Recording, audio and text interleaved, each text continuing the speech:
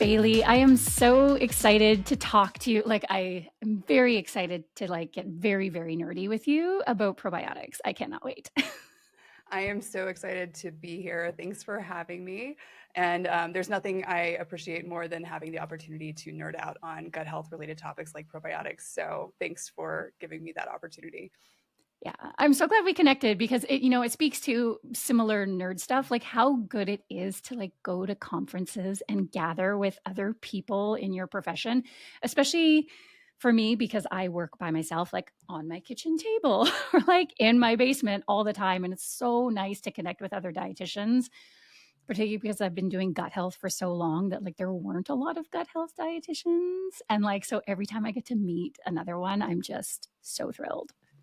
It's the best, right? I mean, because you spend all this time doing work related to gut health stuff, doing research on things like fiber or probiotics. And that is not the most enticing dinner conversation for most people. So when you encounter your people, it's great. Yeah, yeah, my friends know I have no table manners. Like I love talking about poop at dinner, so so Everything's on the table. we should maybe start there. Like how did you become a dietitian? Because it's not like a profession that most kids grow up being like, I want to be a dietitian. So like how did you find dietetics? So for me, I think my path towards dietetics really comes down to my own personal medical history. So, two issues I have dealt with throughout my life are ADHD and gut symptoms associated with all of the anxiety that comes with the poor executive functioning of ADHD, as well as the management strategies, whether that's stimulant medications or self medicating with things like coffee.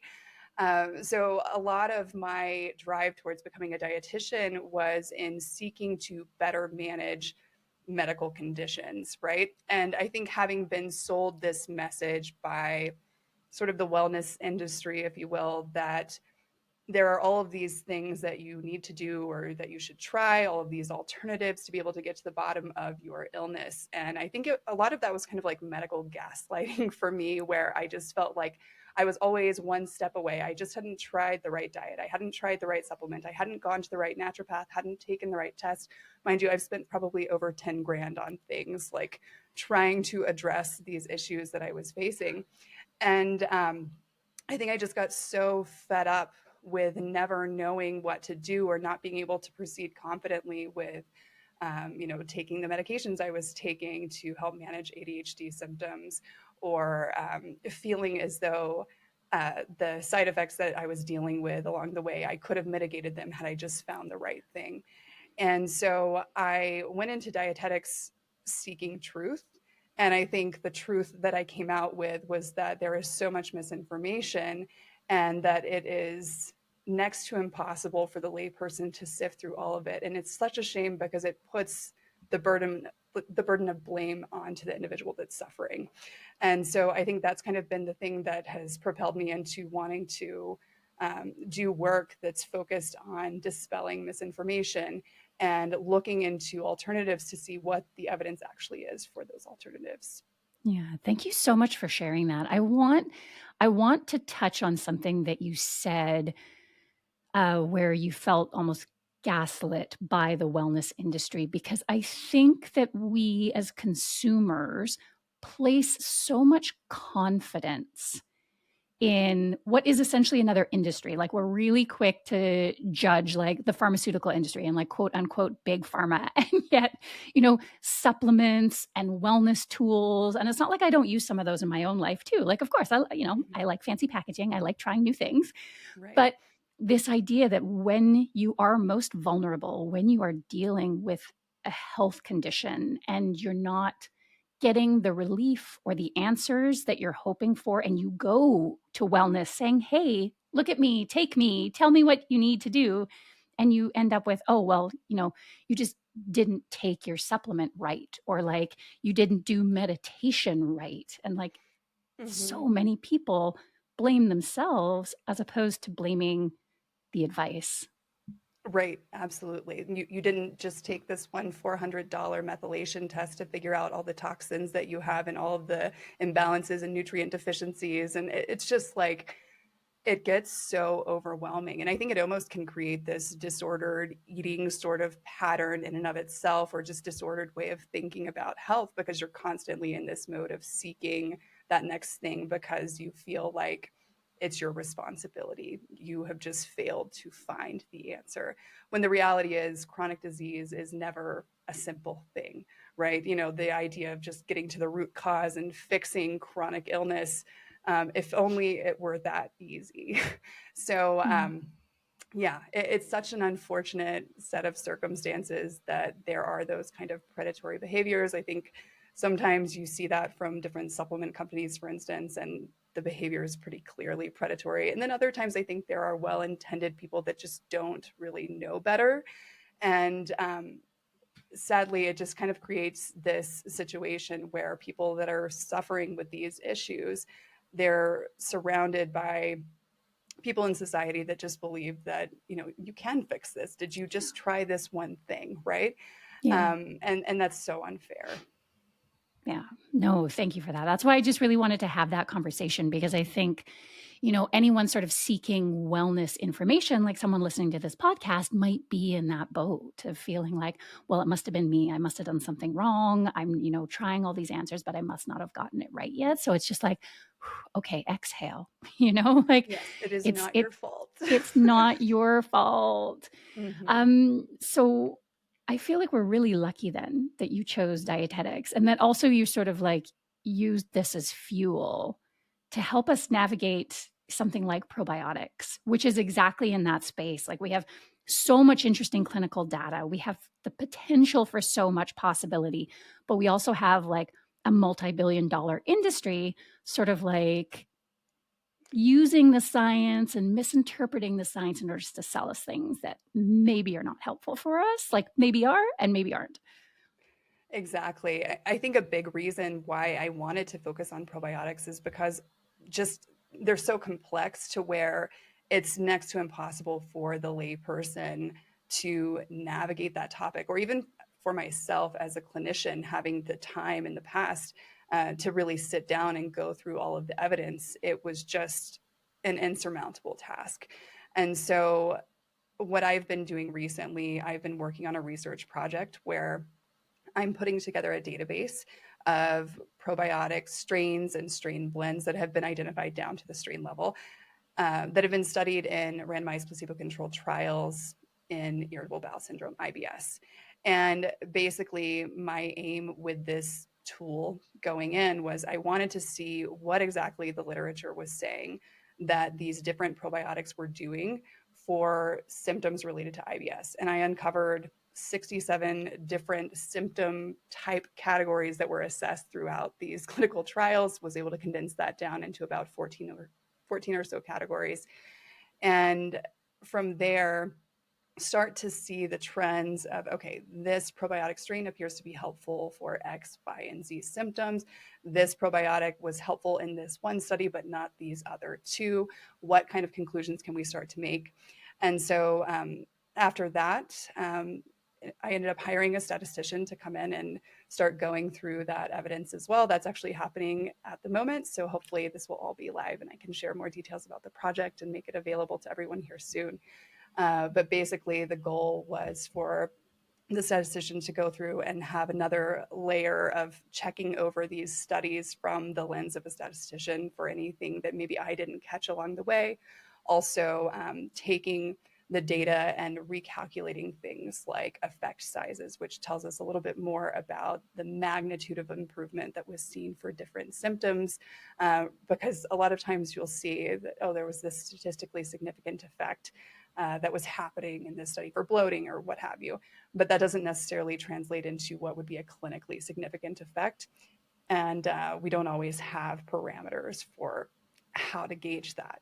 So the goal of what I'm doing is to give people easily accessible information where they could basically log into this project that I've put together. It's going to be a website, put in some primary symptoms that they're dealing with, and then get a short list of the research and the strains that have actually been shown to be helpful for those issues.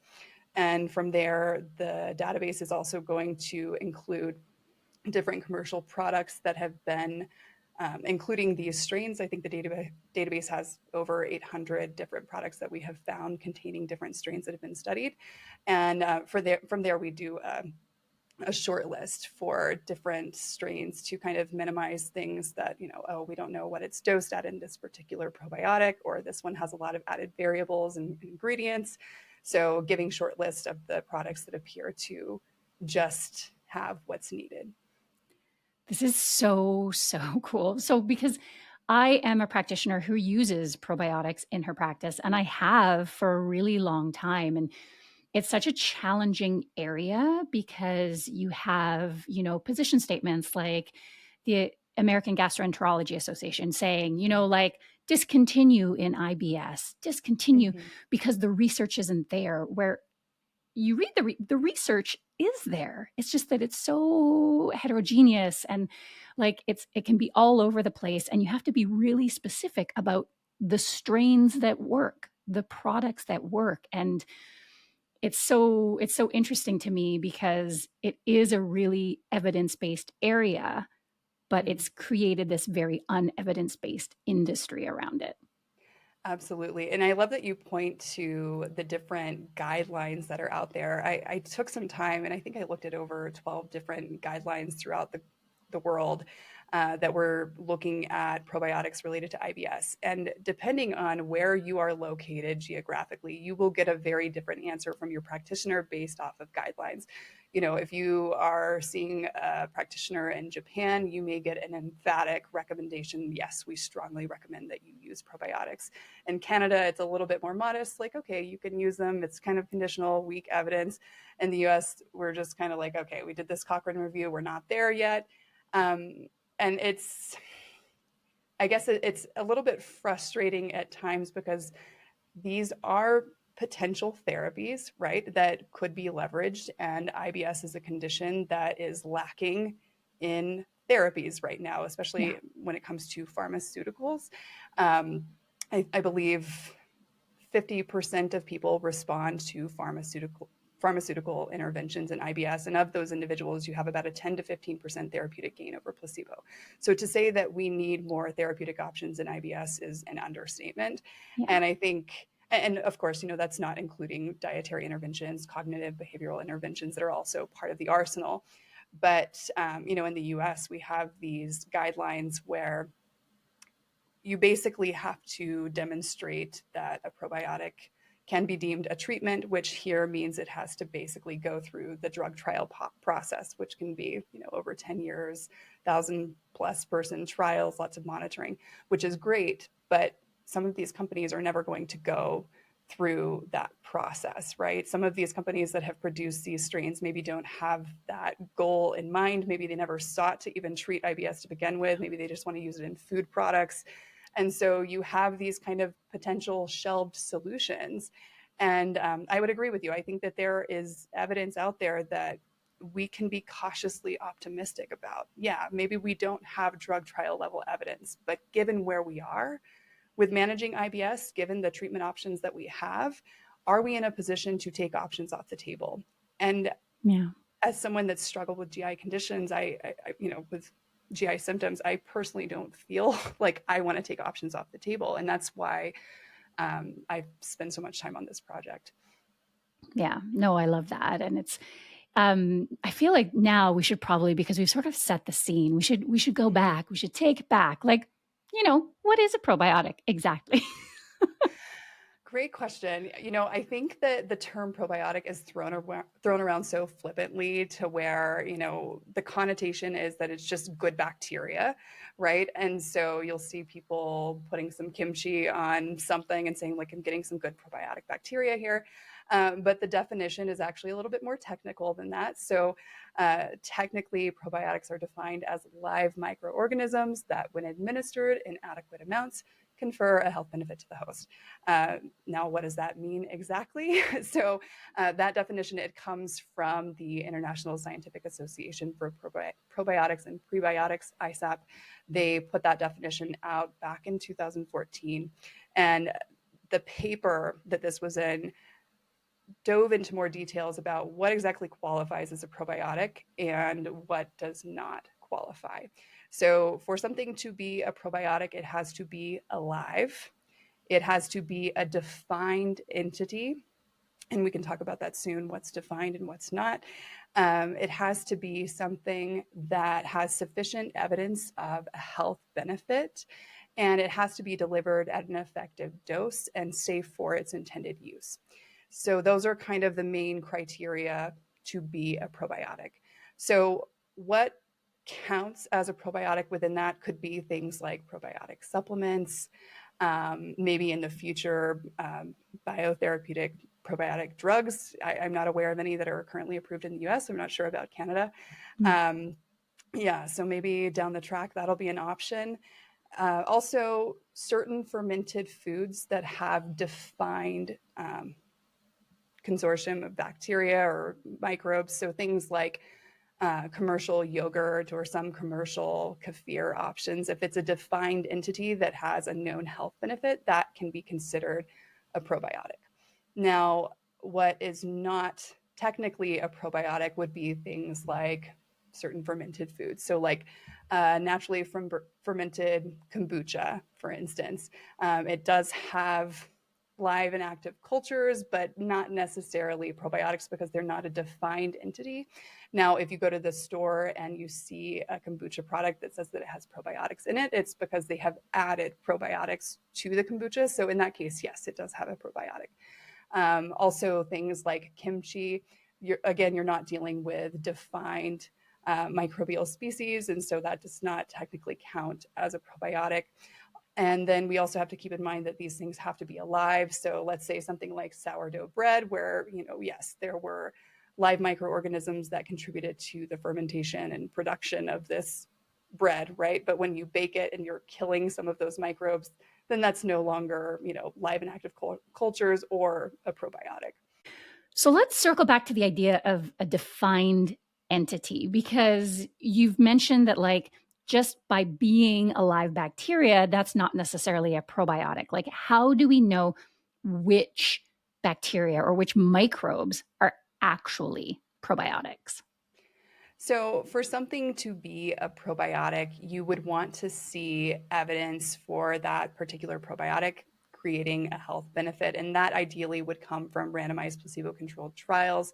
So, you would want some sort of clinical evidence substantiating that this particular probiotic strain has shown benefits for whatever indication you're looking to use it for. Which is perfect then. So, we have our fermented foods, which I want to talk a little bit more about too. But the idea of a probiotic being a probiotic means we've done human clinical trials to say if you use bacteria X, you get result Y. Like, that is the whole, like, that's underpinning the whole definition of a probiotic. Exactly. It's like you can have more predictable ideas of what clinical outcomes you might encounter. So it's not to say that you wouldn't get benefits from consuming a fermented food. It's just that it's kind of a long shot. So, for example, a while back, I looked into kefir and all of the different microbes that are common in kefir. And what I was learning is that different starter cultures or kefir grains had different colonies of microbes, and that could vary based on things like geographic region. So if you were really counting on kefir having specific benefits because of the presence of a specific microbe in specific quantities, which also could be altered by things like fermentation time and all sorts of different factors, it's just really not predictable. So yes, these things can have benefits. We just can't really predict what those might be. Yeah. And kefir's a really interesting one to me as well, because I remember, so like back when I was first a dietitian in my health food store days, we used to sell a kefir that was in a yogurt container. It had a foil top, like it was the presence of that true. There was those yeast, because kefir is not just bacteria; it's this like complex of yeast and bacteria. Mm-hmm. And we used to sell this, and it was like this really sort of like hippie health food thing. But now, when you go to the supermarket, there's all of these other drinkable yogurts called kefir that don't Mm-hmm. actually have all of the kefir culture in it. So I feel like we're even like defining some of these things incorrectly, like when it comes to like what's available at the supermarket. Right. I would say that commercially available kefir is far more defined than what you would get if you were to make kefir at home using the grains. Usually commercial products maybe have 9 or so different strains, whereas if you were actually fermenting this at home, you would have far, far more, and it would not be defined. But I think part of that is also just commercial production using grains is not a very efficient process. Yeah. And so they've kind of just streamlined the whole process. So who knows? I mean, that might be more along the lines of what we could determine to be a probiotic at that point if we know that those microbes that they're including have some sort of defined effect. Yeah, and I also wanna cover yogurt too because you mentioned, you know, I hear all the time as a dietitian, "Well, I don't need a probiotic because I eat yogurt." And I think Mhm. sometimes people are again surprised by something you said earlier, that the yogurt itself is not Mhm. a probiotic. And when we see the word probiotic on yogurt, that means that they have added a defined, approved probiotic to the yogurt mix. Right, right. So they've Yeah. used some sort of culture in the process of fermenting it so that it is this defined entity. Um, yeah, I would say, like, when it comes to whether or not you need a probiotic or not, if you're eating yogurt, it really just depends on what your overall goals are, right? Are you eating yogurt because you want to eat these defined cultures that have been shown to maybe help with improving lactose intolerance? If that is an issue that you're having, that's one of the most common health claims that we see for yogurt related products. Um, are you doing it just because you want to incorporate some beneficial microbes into your diet, which is great, right? So, maybe some people don't necessarily need a probiotic, right? If they don't have a health indication they're looking to address with incorporating a fermented food like yogurt, which in some instances can count as a probiotic as well. I think at that point, that's totally fine, right? Like maybe they don't need it. But if they do have a specific indication that they're going for, let's say like wanting to address constipation and bloating, then that's when we're going to want to get into more specifics and be very specific about the strain that we're choosing. Yeah, that's so helpful. And, to be clear, it's not that we're saying fermented foods aren't wonderful. Fermented foods are wonderful. They're often made from very nutrient dense, like base foods, and so including them in your diet is wonderful. But something I always say is like, you can't like drink a kombucha and cure your IBS overnight. Like, that's not how it works, which is, I think, Right. sometimes the mental leap that people go to so that it's like, maybe you don't need a probiotic. Maybe including fermented foods in your diet is Mhm. more than adequate just for nutrition and overall health. But then when we're looking to address something specific like bloating, like constipation, like symptoms of IBS, that's when we might be more curious about an actual like supplemental probiotic. Exactly, because then we're looking for that targeted effect. But I totally agree. I think fermented foods are great to include. There was a great paper conducted out of Stanford that I think was published in 2021. It caught a lot of traction. It was the one where they did the fermented food intervention in an arm of the participants. And I think they were eating like 6 or so servings of fermented foods a day, which is insane, right? Like it's kind of hard to comprehend, but they saw increases in microbiome diversity and also decreases in inflammation. And so I think that there's definitely merit in including fermented foods for general health purposes, as long as we're not expecting some sort of targeted effect. Yeah, no, I love that study. I Yeah, quote that study from the Sonnenberg lab like all the time because we're so hungry for good quality research as dietitians to be like, yes, like we actually have some research to say, okay, no, we get this now. absolutely. I totally agree.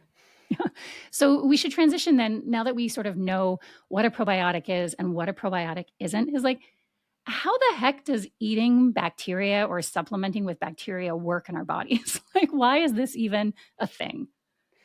That's a great question. So, and it's a complicated question to really Yeah. dive into how a probiotic works.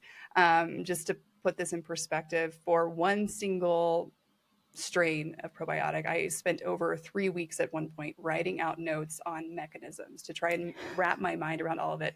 And that still felt incomplete. Like I didn't feel like I even captured everything. And that was just for one strain. So let's do that here. I think a really good analogy would be, let's say that you have this house, right? And in this house, there are roommates, some that are decent, easy to live with kind of roommates, but then you've got a very problematic, pathogenic kind of roommate, right? And this roommate is someone that's just eating up all the food, is very inconsiderate of others, doesn't pay the rent, just not the kind of person you want to have as your roommate. So we'll call this guy, he's the pathogen. So what happens is the landlord decides we've got to do something to get rid of this guy or to control the behaviors of this guy. So the landlord sends in a friend, a probiotic. So if the probiotic steps on the scene, maybe the probiotic friend starts eating up all of the food so that there isn't really anything left for the pathogen guy, saying, like, okay, this is going to be a very inhospitable environment for you. There's nothing left for you to eat. Maybe the friend sees the pathogen sitting on the couch and decides, there's really just not a whole lot of space for you here. Maybe you need to get up and leave, go to the garage or something, just get out of here. So maybe starts taking up some space that the pathogen might otherwise want to occupy. Now, this is getting a little bit kind of true crime, and I just want to say that I do not endorse homicide by any means for this next part of the analogy. But maybe this probiotic friend starts making the environment even more inhospitable for these different pathogens, let's say by turning up the thermostat to the point of giving the pathogen a heat stroke, right?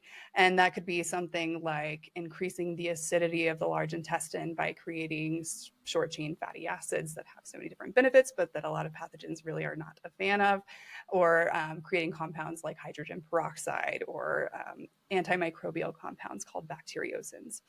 Or if that's not even enough, then maybe this probiotic friend might hire a hitman, which would be our Penneth cells that they can recruit and ask to help us out with this whole arsenal of antimicrobial weaponry, you could say.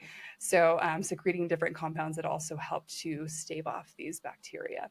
So that's kind of the pathogen suppression part of it, which I think is a more common benefit that's seen, that's fairly widespread amongst a lot of probiotics. Now, something else that a probiotic might do is help to fortify the mucus layer. Usually we think of that as something that's more along the lines of what prebiotics and dietary fibers do, but in some cases, probiotics can also help to support a healthy mucus layer as well. And basically the mucus layer sits on top of our intestinal epithelium, just helping to protect that intestinal barrier from outside influences like dietary antigens or pathogenic microbes. You can kind of think of it almost like if you were putting a mattress protector over your mattress to keep your mattress from getting damaged. So that's another thing that probiotics can do to help with intestinal barrier fortification. And then adding to all of that, we can look at some immune system effects that we see from probiotics. So using our house analogy again, let's say you have a certain type of cell, a dendritic cell, that is one of our immune cells that's trying to survey for different threats that we might encounter. So this could be the hypervigilant roommate that every now and then goes over to the front door, opens the door, looks around to see if there's anything going on outside that's kind of sketchy, right? Which is basically what dendritic cells do. They kind of have this arm that reaches up between our intestinal epithelial cells to sample things like antigens and just come back and communicate with other immune cells what the threat status is.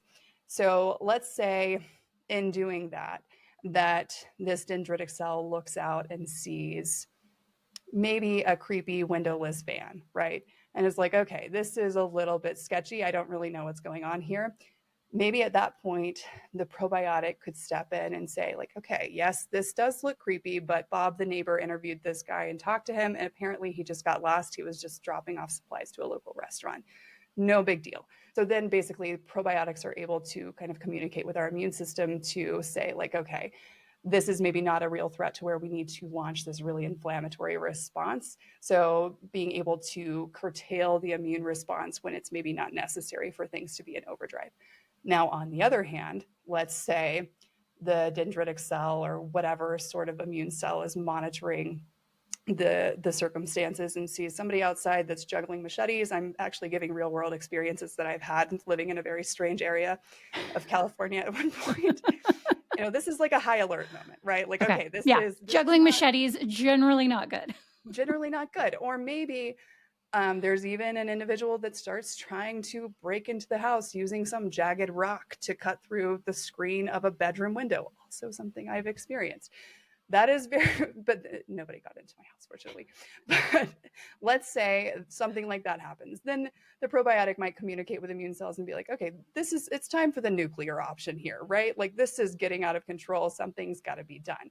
And so, maybe one of the roommates is armed with bear spray to negate this whole thing. Maybe one of them lunges off the top of the stairs like a flying squirrel to engulf this person that has, this creep that's made its way into the home, gotten past barrier defenses, kind of like a macrophage, like a white blood cell that would engulf other bacteria or particles that might be harmful. So probiotics can have this immune modulation kind of function where they can see when maybe our immune system is going into overdrive, seeing potential threats that maybe aren't as threatening as they are being perceived, and can sort of communicate, let's scale this back a bit because the collateral damage of whatever inflammatory response we're going to make here is maybe not worth it for us. And then at the same time, when there are true threats, probiotics can ramp up immune activity, saying, okay, it's time to go flying squirrel mode. This is not okay, right? Like this guy is totally creepy. So that's an interesting benefit, the immune modulation, ramping things up when needed, but also scaling things back to prevent damage. Then some other things that probiotics can do, they can help to improve things like serotonin signaling. So we do produce neurotransmitters in our gut. I do want to clarify these are things like serotonin that are produced in the gut do not cross the blood-brain barrier. So they are more for local effects, though there are some ways that our gut microbe might impact our cognitive wellness in more direct ways as well, but it's for another conversation. So basically they can improve serotonin signaling, and that can help with things like GI motility, keeping more regular patterns. Also, serotonin signaling being improved can help with different nerve fibers that we might have in our gut, the way that those would communicate things like pain sensations to our brain or perceive those pain sensations. So maybe helping to improve issues like abdominal pain, which is a really big thing that we look for a lot with IBS. Yeah. So, Yeah. yeah, that's Yeah. an I overview. I love how you how you went into a very complex topic with language that we can understand. But then also when you talked about serotonin, because one of the big, and I mean, you're seeing it all the time. You're on the internet, you are seeing this all the time too. The gut brain axis is so interesting. It's so Mhm. fascinating. And when you've got IBS like I do, this is like a primary topic of interest and conversation all of the time.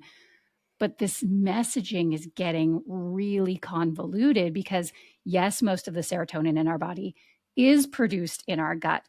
But the Mhm. way that people are talking about it makes it sound like then that serotonin is going to your brain and altering, and that is so not the case.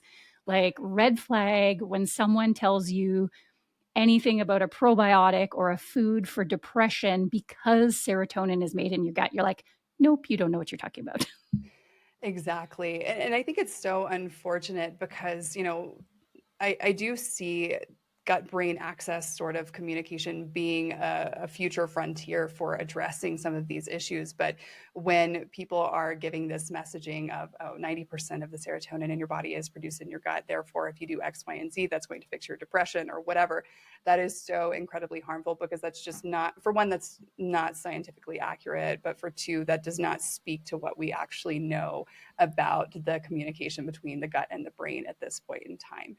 There may be ways that our gut microbes or probiotics can influence our cognitive health.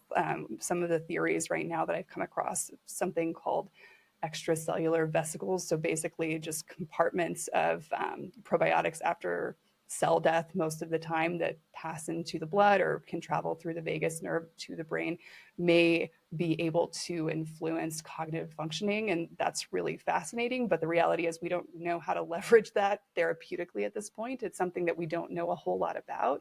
So maybe in the future, we'll have therapeutic options that come from gut health derived things or probiotics or different types of interventions. But, to say like, oh, you have COVID brain fog, I'm going to put you on this special diet, or you're going to eat this special food or this particular probiotic, we just don't have that evidence yet. And it's so unfortunate for someone to fall prey to that kind of messaging, because they're likely just prolonging their suffering by not accessing other interventions that have more validation. Yeah, no, thank you for that. So then we probably get into the question like, so who wants to take a probiotic? Because we already kind of talked about like a probiotic is not for 100% of people, right? Like if you've got Mhm. nothing you're trying to fix, nothing you're trying to address, you're eating like a high fermentable carbohydrate, like lots of whole plant foods, all the good stuff, maybe some fermented foods, like maybe that's not for you. But there are a lot of potential reasons why you might take a probiotic. So like who might be curious about adding a probiotic to their regime? So I would say most often where we see benefits in the literature, it's more geared towards gastrointestinal complaints. There are some extraintestinal kind of things as well, like eczema or infant colic, for example. But most often it's going to be things like preventing or managing antibiotic associated diarrhea. In some instances, things like irritable bowel syndrome, maybe preventing a complication called pouchitis for individuals that have an ileal pouch, that have inflammatory bowel disease. These are just some examples. I think for me personally, what I know most about and feel most comfortable speaking to would be IBS.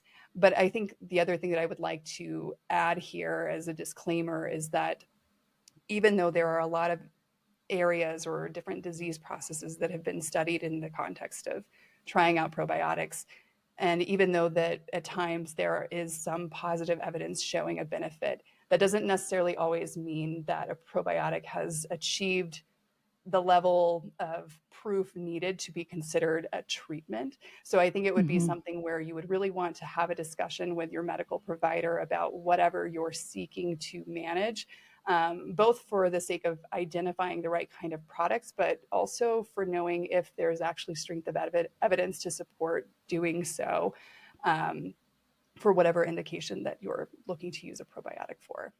Yeah, and that's so helpful too because, you know, I've been in practice for 15 years, and often the kind of clients that I'm seeing live in the gap between the evidence and their experience. And, even though we have some incredible evidence-based probiotics for very specific things like antibiotic-associated diarrhea or like some symptoms of irritable bowel syndrome, we don't have an evidence-based probiotic for every single indication. And so one of the things that I find that we do in practice is when that occurs, we'll say, okay, so we've done all of the other nutritional things, like all of the tools in my toolkit we've used, and like this is sort of where you're at in terms of symptoms. You're looking for more relief. And so we go, okay, is a probiotic in the budget? Are Mm-hmm. there contraindications?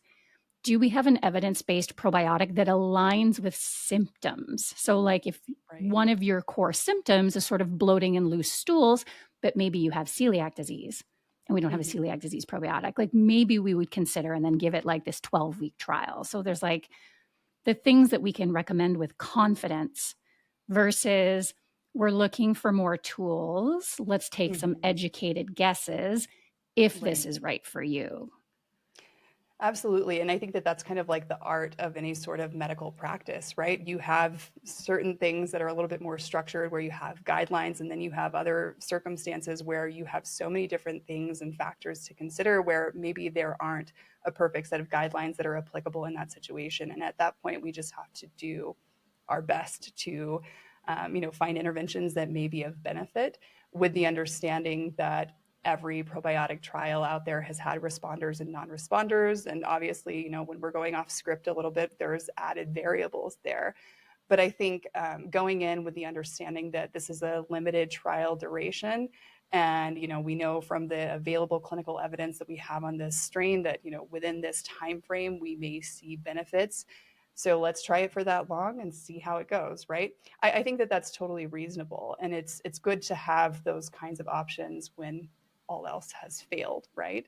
Yeah, which is why I'm so excited about this project that you're working on, like to be able to have access and be like, oh, these strains appear to work for bloating in a meaningful way, or these Mm-hmm. strains appear to work. Yet, like, I'm just very, like I said, as a dietitian, like I'm all about like, give me more tools to help people, like give me all the tools. And so yeah, Absolutely. it's very exciting to be able to, because it's hard to wait, like as a health professional, it's hard to wade through all of this stuff. It's a lot of research. And then for like a consumer, like, oh my gosh, like unless you are making this your brand new like hobby, like Yeah, it's almost definitely. impossible. I totally agree because there's just so many barriers. It's like, for one, you have to understand the disease process, or, whatever you're looking to manage. Like getting to know IBS for me in a research context was getting to know the different tools that they use to measure symptoms. What is actually an improvement that is, something that's going to result in measurable, noticeable benefits for someone. And anybody can kind of flippantly say like, oh, this study showed this or that, but it doesn't always give the totality of the evidence, the quality of the evidence, right? And that's not the best way to go about making decisions. And so I think these types of tools are so needed because we need better tools for making decisions, for identifying products that may be most suited for the individual. Totally. Yeah. And is there anyone who like should not take a probiotic where like you're just like, nope, nope, you should not be taking this whatsoever? I mean, I would say that in general, I'm pretty conservative in the sense that I think that anyone that's considering any sort of supplemental intervention, including probiotics, really should get medical provider clearance. Because there are instances where a probiotic may pose more concerns for certain individuals than for others, particularly for people that are immunocompromised. Or, for example, one time in my clinical practice, I actually encountered a patient that had a central line that was inserted. They were on total parenteral nutrition, which is a way of feeding people through the blood, and they were dependent on TPN because of different GI absorptive issues. So, lifelong TPN patient.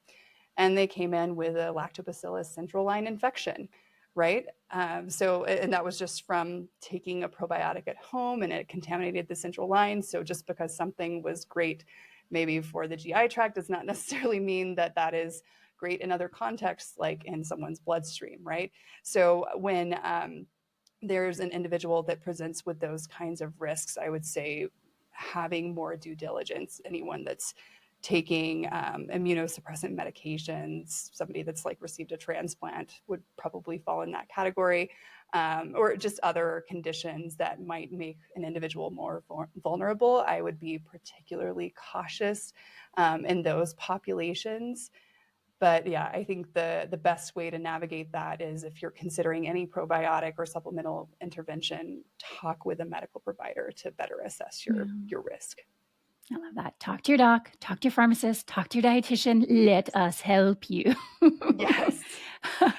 So if someone does that and they talk to their healthcare provider and their healthcare provider says, yep, this seems like a reasonable thing for you to try, but I'm sorry, I don't really know anything about probiotics, and someone has to choose one on their own, like how do we choose a good one? Starting with, I think one of the biggest questions that I get all the time is, does a probiotic need to be refrigerated?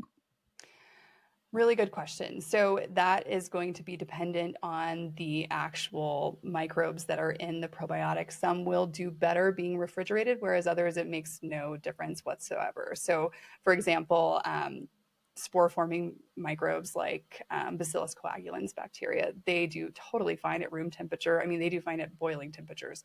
So like you could literally put these things in coffee, right? So for some probiotics, it's totally irrelevant. For some probiotics, it's relevant. I would look at the packaging to see what it says. And ideally, if it's one that requires refrigeration, hopefully it will be refrigerated at the time of purchase as well. So that might be your first indicator. Okay, so if you find it in the fridge, it needs to be in the fridge. And if you I mean, I find would it look on at the the shelf, package, right? I yeah. mean, I'm not sure. Like, I've never seen stores putting products that don't need to be refrigerated in the refrigerator, but on the off chance, never say never. So I would say look at the package and see what it says about Okay, storage. read the box. Okay, next question that is one that I get all of the time. Is a higher dosage or CFU always better? No, not necessarily. When looking at different studies for this tool, I think I looked at over 70 different studies. I was finding that, some were dosed in the hundreds of millions, some were dosed in the hundreds of billions. And it really wasn't the dose that seemed to make the difference. I mean, obviously, dose matters in the context of that individual probiotic, but some of the most impressive probiotics that I saw were dosed at about 2 billion CFU per day, which, doesn't sound like a whole lot. So it really just depends on what's been studied and found to be effective. That's what's more important. Okay, so just like refrigeration, it's totally going to be product dependent, and whatever CFU or dosage is right for that product is the right one. Mm-hmm. I love that because Exactly. in our minds, more is always better, right? So you're like, oh, I don't know which one to choose. I'm going to choose this one that's like 200 billion because that's got to be better than the one that's 50 billion. You're like, well, no, actually, if 200 billion is that product's dosage, Right. that's product's dosage versus this one, which is a 50 billion dosage. Exactly. Yeah, it doesn't always work out that way. So then in the more is not always better category, would you also agree when it comes to strains, 1 strain versus 3 strains versus 10 strains, like more strains isn't always better as well?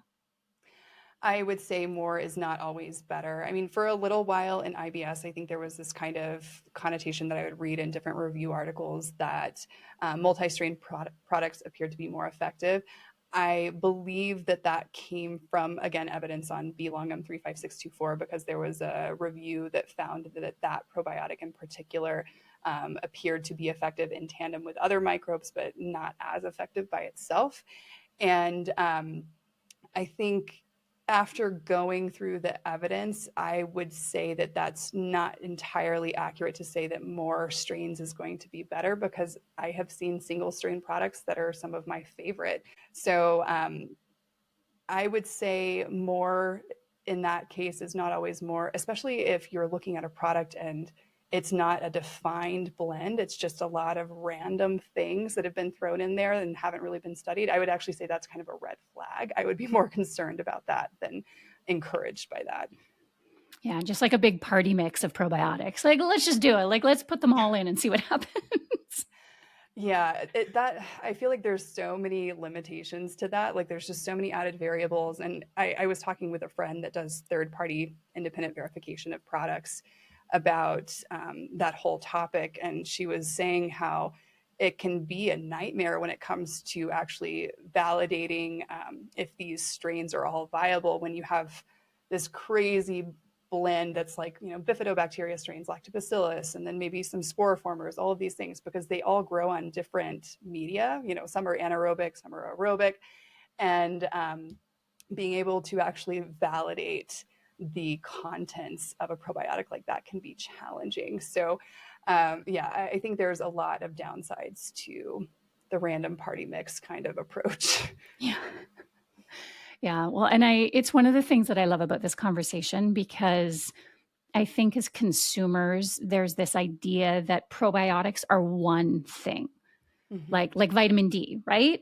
Right. Like love one, love them all. They all work the Yeah. same way, and it could not be further from the truth. And so, I love that we can share this information together because as a dietitian, I have a strong belief in the potential effectiveness of probiotics, and I've seen it in 15 years of practice. Does that mean that every probiotic works? No. Lots of them have no research. Lots of them are totally party mix garbage. Does that mean that even the best evidence-based probiotics work for everyone? No, because we have an extremely diverse microbiome. But I just love that we can give people this sort of like, for lack of a better word, or pun fully intended, gut check, Yeah. so that if they're curious about a probiotic, like they do their homework, they talk to their healthcare professional, because if they're gonna spend their money, they wanna make sure that they're spending it on something that actually has the potential to help. Exactly. Something that has actually shown some degree of evidence showing that maybe it'll be helpful. Yeah. No, I love that. Okay, I think that this is the perfect place to switch into the rapid fire questions. Okay. So, fun little getting to know you softballs. Like, I won't ask you your favorite probiotic because I love how like unbiased and like neutral you are about them. So, your favorite fermented food then? Oh gosh, favorite fermented food. I do a lot of yogurt. I do a lot of Greek yogurt. That's probably my most common go-to. And I do kefir here and there, but usually it's like the store-bought kind, not the homemade kind. Yeah. I used to ferment. I go like in and out of fermentation. Like I'm like fermenting a whole bunch of things and then like I will go for years and like not ferment anything myself. Same. I used to do my own kefir at home, and I really want to try a soy-based kefir. I was reading a study where they were saying that like the soy milk is actually pretty conducive for being fermented with kefir grains. So I don't know. That might be a project I try at some point, and we'll see how it goes. Yeah. Okay, report back. Yes. Okay.